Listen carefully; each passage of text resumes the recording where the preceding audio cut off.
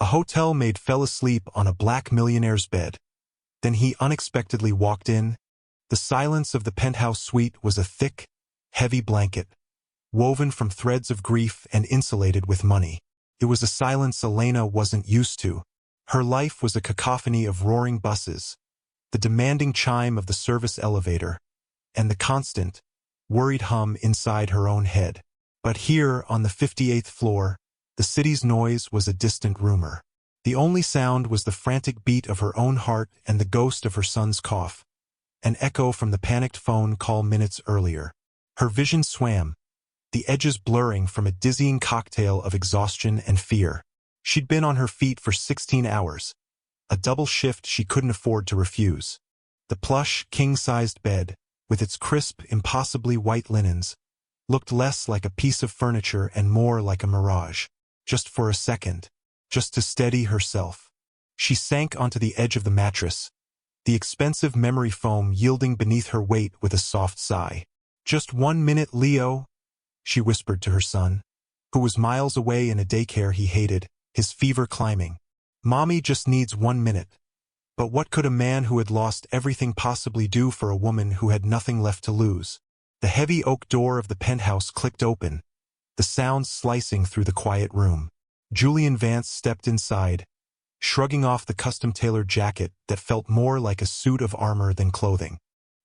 He ran a hand over his tired face, the familiar emptiness of the suite already settling over him. It had been 5 years since the accident, yet the silence still screamed his wife's name. His daughter's laughter was a phantom limb, an ache where joy used to be. He'd bought this penthouse for the view, hoping the sprawling, indifferent city lights could distract him from the darkness within. They couldn't. His gaze swept the room, a routine checklist of sterile perfection, and then it stopped. There, on the edge of his bed, was a woman, a maid, judging by her simple uniform. She was slumped over, her head bowed, fast asleep. Annoyance, sharp and cold, was his first reaction. This was his sanctuary, his fortress of solitude. A breach of privacy this flagrant was grounds for immediate dismissal. He opened his mouth to deliver a curt, dismissive order, but the words caught in his throat. He saw her shoes first. They were worn, the soles separating from the canvas, the kind of shoes that had walked too many miles on unforgiving pavement. Her hands, resting in her lap, were chapped and red, and clutched in one of those hands was a piece of paper, a child's drawing, crumpled from being held too tightly. It depicted a smiling stick-figure woman with wild brown hair holding hands with a smaller stick figure. Above them, a wobbly sun beamed down. The image hit him like a physical blow, stealing the air from his lungs. It was so much like the drawings his Lily used to make. The anger evaporated, replaced by a strange, hollow ache of recognition. This wasn't an intruder. This was a person.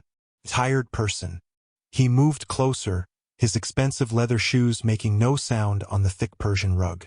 Her breathing was shallow, a fragile rhythm in the vast, empty space. He saw the faint, dark circles under her eyes, the worry etched into her brow even in sleep. This was a level of exhaustion he hadn't experienced since the early days of his startup. But hers was different. His had been fueled by ambition. Hers, he suspected, was fueled by desperation. He cleared his throat softly. "Ma'am?" Elena's eyes fluttered open, her mind struggling to catch up with reality. For a disoriented second, she was in her own cramped apartment, the scent of her son's shampoo in the air. Then the luxurious room snapped into focus, followed by the towering figure of the man standing before her. Julian Vance. Mr. Vance, the reclusive millionaire who occupied the penthouse. Panic, cold and absolute, seized her. She scrambled to her feet, the crumpled drawing falling to the floor. "Mr. Vance, I am so sorry. I don't know what happened. I just sat down for a second. My son, he's sick and I'll pack my things. I'm fired, I know. I'm so sorry." Her words tumbled out in a frantic, apologetic rush. Julian looked from her terrified face to the drawing on the floor. He bent down, his knees cracking softly, and picked it up. He smoothed it out, his fingers tracing the crayon sun. "Your son?" he asked, his voice quieter than he intended. Elena nodded, tears welling in her eyes as she braced for the inevitable. "Yes, Leo. He's 5". She saw her entire fragile world collapsing. The job she desperately needed, the roof over Leo's head, the medicine she wouldn't be able to afford. Julian held out the drawing. "He's a good artist." He looked at her, truly looked at her, and for the first time in years, he felt something other than grief or numbness. It was a flicker of empathy, a ghost of a connection. He saw not a maid who had broken the rules, but a mother pushed beyond her limits. The thought of firing her suddenly seemed absurd, a cruel and pointless exercise of power. He knew what it was to be a parent who would do anything for their child. He had lost that right. She was still living it. "What's your name?" "Elena," she whispered, her voice trembling. "Elena," he repeated. He looked around the pristine, impersonal suite. It was clean, of course, but it wasn't a home. It was a holding cell with a better view. An idea began to form, a solution that served his own needs as much as hers. He needed control. He needed privacy. And she, he surmised, needed a lifeline. "You're not fired," he said, the words surprising them both. "In fact, I have a proposition for you." Julian didn't wait for the hotel's bureaucracy. The next morning, he had his personal assistant, a ruthlessly efficient woman named Ms. Albright, summon the hotel manager to his suite. He was direct and unambiguous. He wanted to hire Elena Ramirez personally. She would be responsible for his suite and his suite alone. Her salary would be tripled, paid directly from his private accounts. Her hours would be flexible, dictated by his travel schedule, which was minimal, and her son's needs, which he understood were paramount. He framed it as a matter of security and privacy. He was a high-profile individual, and he preferred having a single, vetted person with access to his private space. It was a logical, airtight argument that left no room for debate. The manager, eager to please his most lucrative long-term guest, agreed immediately. Ms. Albright located Elena in the staff break room, a cramped, windowless space in the hotel's basement. Elena was nursing a cup of weak coffee, her mind replaying her humiliating lapse over and over. She was just waiting for the official notice of her termination. When the impeccably dressed Ms. Albright appeared and asked her to come to the manager's office, her stomach plummeted. This was it. She sat stiffly in a chair that was far too comfortable, her hands clenched in her lap, as the manager explained the new arrangement. She listened in stunned silence, her brain refusing to process the words. Triple her salary? Flexible hours? It didn't make sense. People like Julian Vance didn't do things like this. There had to be a catch. A man with that much power and wealth didn't just hand out favors.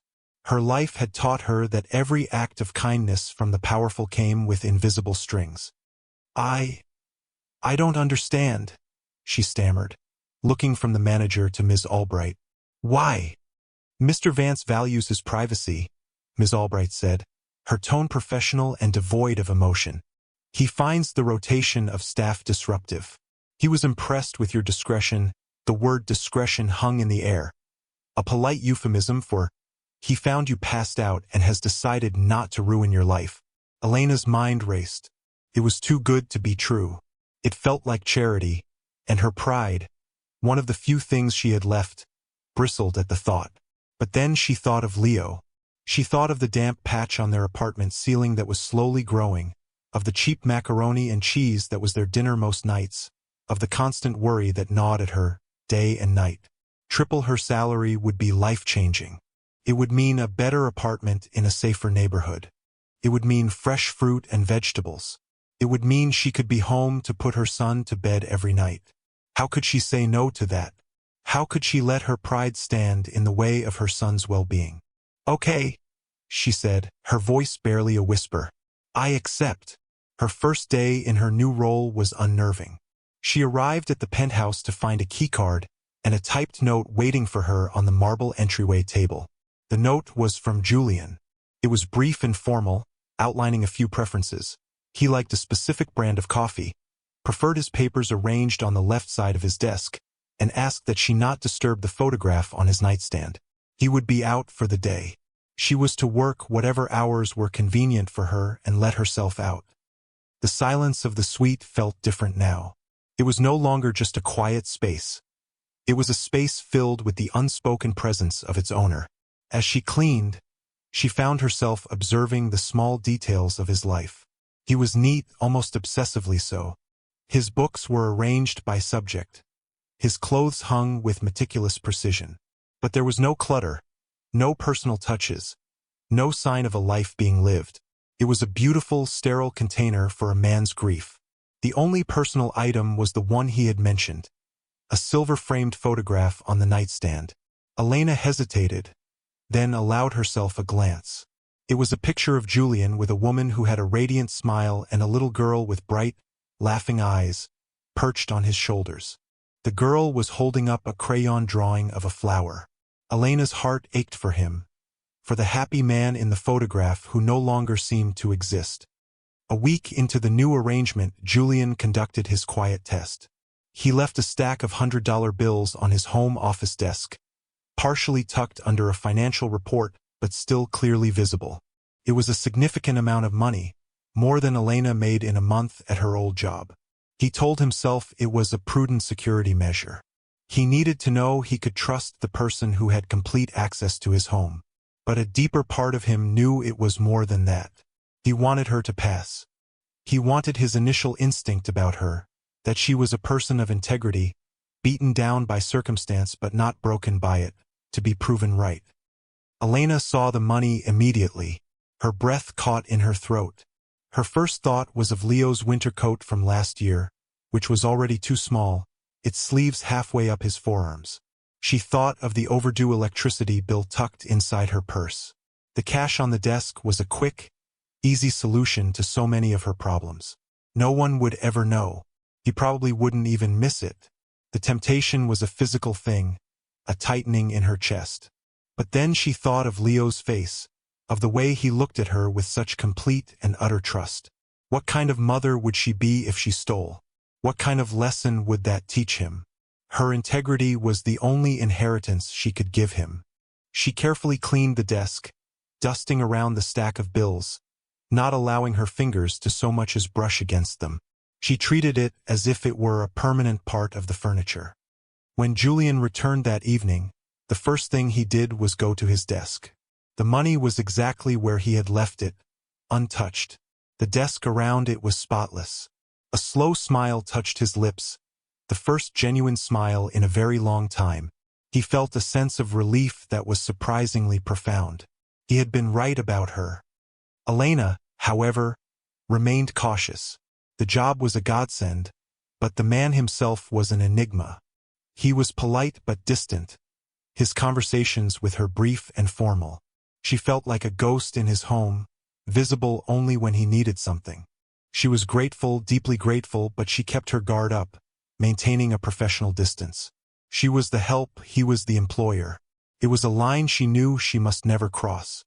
The change happened gradually, and it began, as all things in her life did, with Leo. A few weeks into her new job, the daycare called again. Leo's fever was back, and he was asking for his mommy. Elena's heart sank. She had to leave, which meant she wouldn't be able to finish her work. She braced herself to call Ms. Albright and explain, fearing that this would be the final straw, that Mr. Vance's patience with her complicated life would run out. She was gathering her things when Julian walked in, earlier than usual. He saw the panic on her face. "Is everything all right, Elena?" "It's my son," she said, her voice strained. "He's sick again. I have to go pick him up." "I'm so sorry. I haven't finished the laundry." "Go," he said, cutting her off. His tone was not impatient or annoyed. It was firm, decisive. "Don't worry about the laundry. Just go be with your son." Elena was taken aback. "Thank you, Mr. Vance." Julian," he corrected her gently. "My name is Julian." The next day, Elena had to keep Leo home with her. With no one else to watch him, she had no choice but to bring him with her to the penthouse. She was terrified of overstepping, of breaking another rule. She packed a bag with his favorite coloring books and crayons, sat him down in a corner of the vast living room, and made him promise to be as quiet as a mouse. Leo, usually a whirlwind of 5-year-old energy, seemed to understand the gravity of the situation.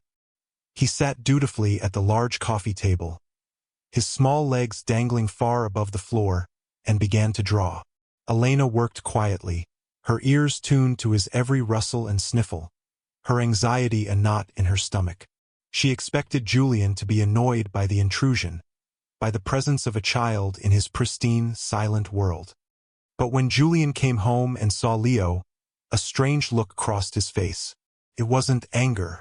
It was something else, something softer and more complex. He didn't say anything at first. He just stood in the doorway, watching as Leo's small hand moved a blue crayon across the paper. His tongue stuck out in concentration. "What are you drawing?" Julian asked, his voice startlingly gentle. Leo looked up, his big brown eyes wide. "A spaceship," he said solemnly. "It's going to the moon. My mommy says the moon is made of cheese." A flicker of amusement crossed Julian's face. "Is that so?" He walked over and looked down at the drawing. It was a chaotic, charming explosion of color. He noticed a whole stack of finished drawings next to Leo. He picked one up. It was a portrait of Elena, her hair a wild scribble of brown, a giant, happy smile on her face. The raw, uninhibited love in the drawing was palpable. It reminded him so forcefully of Lily's drawings that his chest ached.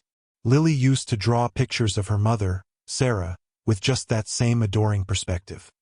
"You like to draw," Julian stated, more than asked. Leo nodded enthusiastically. "It's my favorite." From that day on, something shifted between them. Julian started coming home earlier. He would find excuses to be in the living room while Leo was there, asking him about his drawings, listening to his rambling stories about kindergarten and superheroes. He saw the way Elena watched them, a mixture of gratitude and apprehension in her eyes. He was careful not to cross any lines, but he found himself drawn to the light and life they brought into his cavernous home. He hadn't realized how dark it had become until their presence showed him the contrast. One afternoon, he came home to find Leo trying to draw a picture of a lion, his brow furrowed in frustration. "It doesn't look right," Leo mumbled, ready to crumple up the paper. Julian sat down on the floor next to him, a gesture that shocked Elena, who was watching from the kitchen. "Here," Julian said softly. "Let me show you. A lion's mane is like a big, puffy cloud around his face." Like this, he took a yellow crayon and, with a few surprisingly deft strokes, sketched a magnificent, flowing mane around Leo's circle. Leo's eyes lit up. "Wow, you're good." My daughter," Julian said, the words feeling rusty from disuse. "She loved to draw too. We used to draw together all the time." It was the first time he had mentioned his daughter to Elena. The admission hung in the air between them, fragile and precious. Elena felt her heart crack open a little. For this sad, lonely man who was so gently helping her son draw a lion. He wasn't just a millionaire and employer. He was a father who had lost his child. That evening, after Elena had put a sleepy Leo to bed on a makeshift pallet of blankets, she found Julian in his study, staring at the silver-framed photograph. He was holding a small, leather-bound sketchbook. "I found these when I was cleaning out a storage unit," he said, his voice thick with unshed tears. He opened the sketchbook and showed her. It was filled with drawings. Lily's drawings. Page after page of colorful, imaginative worlds, just like Leo's. There were smiling suns, lopsided houses, and portraits of him and Sarah. "She was going to be an artist," he whispered. "She saw the world in colors I couldn't see." He finally looked at Elena, his carefully constructed walls of grief and solitude crumbling. "My wife, Sarah, and my daughter, Lily.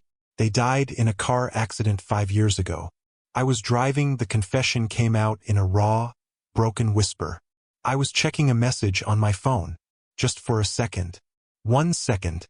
The weight of his guilt filled the room. A tangible, suffocating presence. Elena's heart broke for him.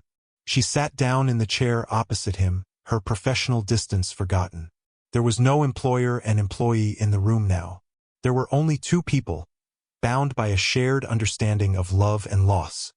"It wasn't your fault," she said softly, though she knew the words were inadequate.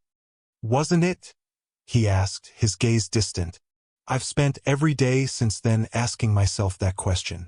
I built this entire empire," he gestured around the luxurious room, "thinking that if I could control everything, I could protect them. But I couldn't. All the money in the world, and I couldn't protect them from 1 second of carelessness." He told her everything then. About Sarah, his college sweetheart, the brilliant architect who had designed their first home. About Lily, their bright, funny little girl who wanted a puppy more than anything in the world. He spoke of the silence, the crushing, relentless silence that had been his only companion for 5 years. The penthouse wasn't a home. It was a mausoleum he had built for himself. Listening to him, Elena felt her own carefully guarded walls begin to lower. His pain was so immense, it made her own struggles seem smaller, more manageable. She saw the immense courage it took for him to share his story, to make himself so vulnerable to her, his housekeeper. Later that week, emboldened by his confession, she shared a piece of her own story. Julian had asked why Leo's father wasn't in the picture. The question was gentle, not prying. "He left when Leo was a baby," Elena said, her voice quiet as she folded laundry. "Leo was born with a chronic respiratory condition. It's not severe, but it means he gets sick easily. It requires medication, regular doctor's visits, a clean, dust-free environment. When the medical bills started piling up, it was too much for him. He said he wasn't ready to be a father to a sick kid." She said the words without bitterness, just a flat, weary acceptance. "So I've been doing it on my own ever since. Every decision, every dollar I earn, is to make sure Leo has what he needs to stay healthy." Julian listened, his expression unreadable. He finally understood the desperation he had seen in her on that first day. It wasn't just poverty. It was the fierce, unrelenting terror of a parent trying to protect their vulnerable child. They were more alike than he could have ever imagined. He who had all the money in the world and had failed to protect his child, and she who had nothing but her own 2 hands and was succeeding against impossible odds. The dynamic in the penthouse transformed completely. The invisible lines between them blurred and then vanished. It was no longer a workplace. It was a space they shared. Elena started cooking simple, homemade meals, tired of seeing Julian subsist on expensive but soulless takeout. The first time she made her chicken soup, the same soup her own mother used to make for her when she was sick, and insisted he sit down and eat a bowl. He looked at her with an expression of such profound gratitude it made her blush. The aroma of garlic and herbs filled the sterile apartment, chasing away some of the ghosts. Soon it became a routine. Julian would come home, and the 3 of them would have dinner together at the huge dining table that had previously only been used for board meetings. Leo would chatter away, telling them about his day, and for the first time Julian would join in, his deep voice rumbling with laughter at Leo's jokes. He helped Leo with his art projects, his long fingers, so used to signing multi-million-dollar contracts, now deftly guiding a 5-year-old's hand as he learned to draw a tree. The penthouse, once a monument to loss, began to feel like a home. Leo's colorful drawings were taped to the stainless steel refrigerator. A small pair of dinosaur-themed sneakers was often left by the front door. The silence was no longer empty. It was peaceful, filled with the comfortable presence of people who cared for one another. Julian found himself looking forward to the end of the day, to the sound of Leo's laughter and the sight of Elena moving through the kitchen, a small, determined frown on her face as she concentrated on chopping vegetables. He was rediscovering a part of himself he thought had died with his family, the capacity for simple, domestic joy. For Elena, the constant, grinding fear that had been her companion for years began to recede. For the first time, she felt safe, secure. She watched the bond grow between Julian and Leo, and a warmth spread through her chest that had nothing to do with gratitude for her job. Julian was kind, he was gentle, and he looked at her son with a tenderness that made her heart ache. She found herself watching him, noticing the way his eyes crinkled when he smiled, the quiet intelligence in his gaze. She was falling for him, a terrifying and exhilarating realization. One Saturday, Julian took them to the park. It was a crisp autumn day, and Leo, bundled in a new, perfectly fitting winter coat that Julian had insisted on buying, ran through the fallen leaves, his laughter echoing in the cool air. Julian and Elena sat on a bench, watching him, a comfortable silence between them. "He's happy?" Elena said softly, a lump forming in her throat. "I haven't seen him this happy in a long time." "We're all happy," Julian replied, his voice low. He turned to look at her, his dark eyes serious. "Elena, you and Leo, you've brought this place back to life. You've brought me back to life." He reached out and tentatively took her hand. His touch was warm and firm, sending a jolt through her. It wasn't the touch of an employer. It was the touch of a man. Before she could respond, a flash went off in the distance. A photographer, half hidden behind a tree. Julian's face hardened. He stood up, shielding her from view. "Let's go," he said, his voice tight. The magical bubble of their afternoon had been burst. The outside world, with its judgments and its scrutiny, had found them. The photograph appeared online the next day. Tech billionaire Julian Vance's new mystery family. The headline was splashy, the article filled with speculative nonsense. Julian was furious about the invasion of privacy, but Elena was terrified. It made their fragile, unconventional relationship feel cheap and exposed. The real fallout came 2 days later. Julian was in a meeting when the call came. It was from Eleanor Vance, his late wife's mother. They had maintained a cordial but distant relationship since the funeral, united in their grief but separated by their different ways of processing it. Eleanor had channeled her pain into philanthropy, managing a massive charitable foundation established in Sarah and Lily's names. "I'm in town, Julian," she said, her voice like ice chips. "I'm at your building. The concierge was kind enough to let me up. We need to talk." When Julian arrived at the penthouse, he found Eleanor standing in the middle of the living room, her posture rigid, her expensive suit a shield of armor. Her cold eyes swept over the space, lingering on Leo's drawings on the refrigerator with undisguised contempt. Elena was there, looking pale and frightened, trying to coax a confused Leo into his room to play. "So, this is her," Eleanor said, her voice dripping with disdain as she looked at Elena. "This is the woman you're replacing my daughter with. And the child. Is he meant to replace my Lily?" "Eleanor, stop," Julian warned, his voice low and dangerous. "You don't know what you're talking about." "Oh, I think I do," she shot back, holding up her phone, displaying the tabloid article. "I see a grieving, vulnerable man being taken advantage of by a common gold digger. How much are you paying her to play house with you, Julian?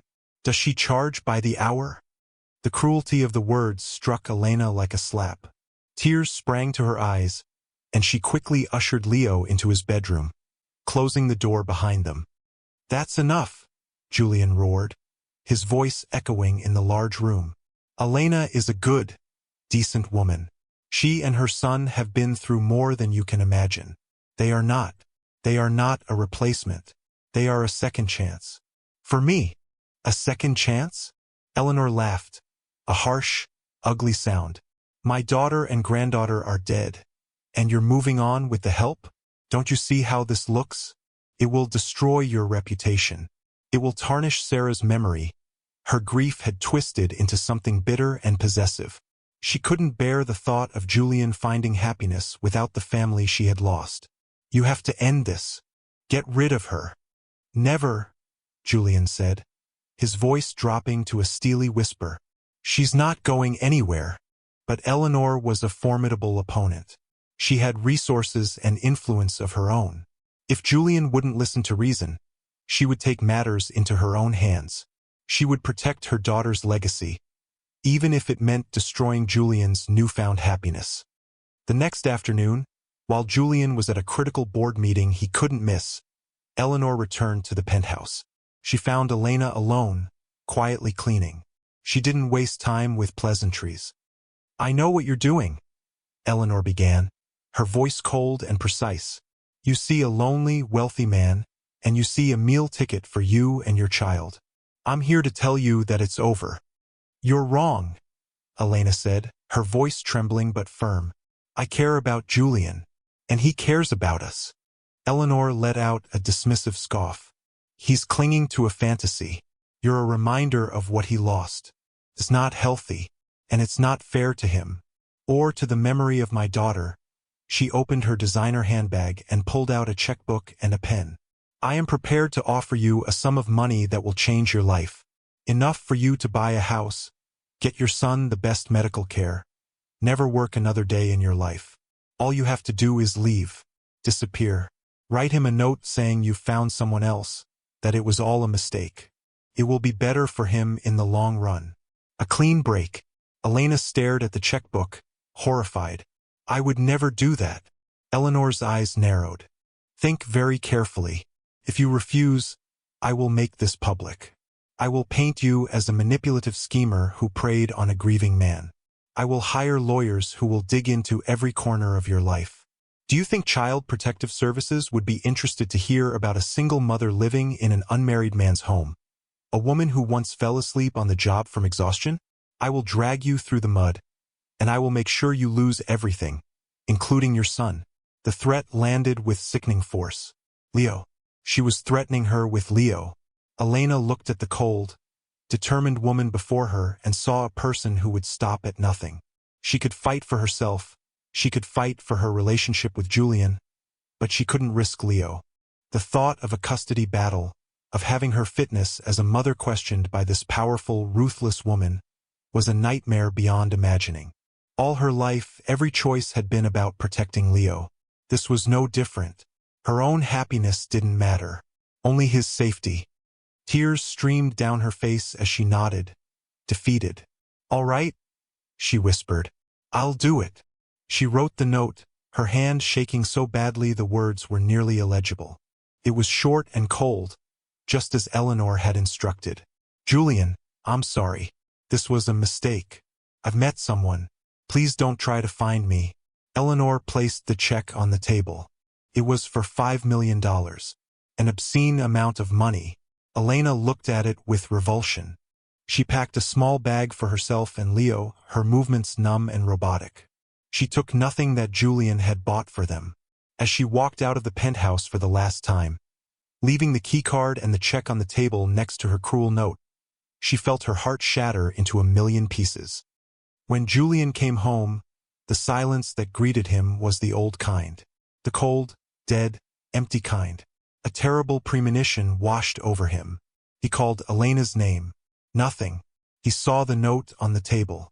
As he read the curt, dismissive words, a wave of disbelief and then a soul-crushing pain washed over him. Couldn't be true. Not after everything they had shared.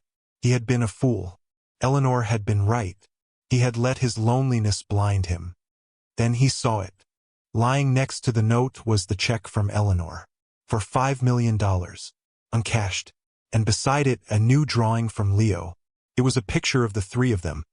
A tall man, a woman, and a small boy, holding hands under a giant, smiling sun. At the bottom, in wobbly letters, Leo had written "My family." The truth hit Julian with the force of a physical blow. Elena hadn't left him. She had been forced out. She hadn't taken the money. She had left to protect him, to protect her son, from his mother-in-law's venom. Her integrity, the very first thing he had recognized in her, was unshaken. He wasn't a fool for trusting her. He would have been a fool to let her go. At that moment his phone rang. It was his assistant. "Mr. Vance, the board is waiting. The final merger papers are ready for your signature." This was the biggest deal of his career, a move that would cement his legacy in the tech world. "Cancel it," Julian said, his voice clear and resolute. "Sir?" Ms. Albright asked, shocked. "This is a $10 billion merger." "I don't care if it's a $100 billion merger," Julian said, his eyes fixed on Leo's drawing. "Something more important has come up. Find out where Elena Ramirez would go. She has no family in the city. Check bus stations, train stations. Use every resource we have. Find her. He raced against time, his heart pounding with a single, desperate thought. I can't lose them. I can't lose my family again. His security team, ruthlessly efficient, tracked a credit card transaction. A single bus ticket purchased an hour ago. The bus was scheduled to depart in 20 minutes. Julian found them at the sprawling, chaotic bus terminal. Elena was huddled on a hard plastic bench, her arms wrapped around a sleeping Leo, her face pale and stained with tears. The contrast between this cold, impersonal place and the warmth of his penthouse was a physical pain. She looked up as he approached, her eyes widening in shock. "Julian, what are you doing here?" He didn't answer. He just walked toward her, his gaze locked on hers. He knelt on the grimy floor of the bus station, oblivious to the stares of the people around them. He took her cold hands in his. "I saw the check, Elena," he said, his voice thick with emotion. "And I saw Leo's drawing. You didn't leave me. You were trying to protect me." Tears welled in her eyes and spilled down her cheeks. She nodded, unable to speak. "I spent 5 years living in a ghost story I wrote for myself," he continued, his voice cracking. "I thought I had lost everything that mattered. And then you and Leo walked into my life, and you taught me how to live again. You filled my home and my heart with light. The thought of losing you is not an option. I love you, Elena.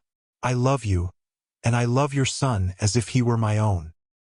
He reached into his pocket and pulled out not a ring, but the small, crumpled drawing of the 2 stick figures that he had picked up from his bedroom floor on that very first day. He had kept it in his wallet ever since. "I don't want to be your employer anymore," he said, his voice ringing with sincerity. "I want to be your partner, your husband. I want to be Leo's father. Marry me, Elena. Come home. Please just come home." Elena stared at him, at this incredible man kneeling before her on a dirty floor, offering her everything she had never dared to dream of. The crowd around them had gone silent, watching the scene unfold. Through her tears, she could only manage one word: yes. He stood up and pulled her into his arms, holding her as if he would never let her go. Leo stirred, woken by the commotion. He looked from his mother's tearful, happy face to Julian's. "Are we going home now?" he asked sleepily. Julian looked down at the little boy who had healed his broken heart. "Yes, son," he said, his voice full of a certainty he hadn't felt in years. "We're going home." 1 year later, the Julian Vance Pediatric Wing of City Hospital officially opened. It was a bright, beautiful space, a world away from the sterile, intimidating hospitals Elena remembered from Leo's childhood. The walls were covered in vibrant, joyful murals, exact replicas of Leo's drawings, professionally rendered on a grand scale. Lions with puffy manes, spaceships heading to cheesy moons, and families holding hands under giant, smiling suns. Julian stood at the podium, Elena by his side, her hand resting confidently in his. She was no longer the timid housekeeper, but a poised, elegant woman who radiated a quiet strength. As the head of community outreach for the Vance Foundation, she had overseen every detail of the new wing's design, ensuring it was a place of comfort and hope for families in crisis. In the front row, a healthy, beaming Leo sat between his grandmother, Elena's mother, who had been flown in to live with them, and Eleanor Vance. The change in Eleanor was remarkable. After a long, difficult conversation with Julian following the bus station incident, she had finally understood. Seeing Julian's genuine love for Elena and Leo had broken through her shell of grief. She now doted on Leo, a grandmother twice over, healing her own heart by loving the child who had saved her son-in-law. As Julian finished his speech, thanking the donors and the staff, his eyes found Elena's. He smiled, a genuine, soul-deep smile that reached his eyes. Later, as they walked through the new wing, Leo ran ahead, pointing out his favorite drawings on the wall. Julian pulled Elena to a stop, his hand on her arm. "I used to think my legacy was about the company I built," he said softly, his gaze sweeping over the joyful space. About the deals I made, the money I earned. But I was wrong. He looked at her, his heart full to bursting. This is my legacy, the family we built, the hope we can give to others. Elena leaned her head on his shoulder, watching their son, their bright, beautiful boy, chattering excitedly to his grandmothers. She remembered the exhausted, desperate woman who had fallen asleep on a stranger's bed, thinking her life was over. She hadn't known then that it was just beginning. In the cold, empty fortress of a broken man, she had found not just a job, but a home, a purpose, and a love that had healed them all. True wealth, she now knew, wasn't something you could count. It was something you built, one act of kindness at a time, creating a family in the most unexpected of places. We hope you were touched by this heartwarming tale of love and redemption. Stories like these remind us that even in our darkest moments, a single act of kindness can change everything. If this story stirred your soul, please like, share, and subscribe for more inspirational content. Your support allows us to keep bringing you soul-stirring stories that prove love is the most powerful force in the universe. Join our community and help us spread a message of hope.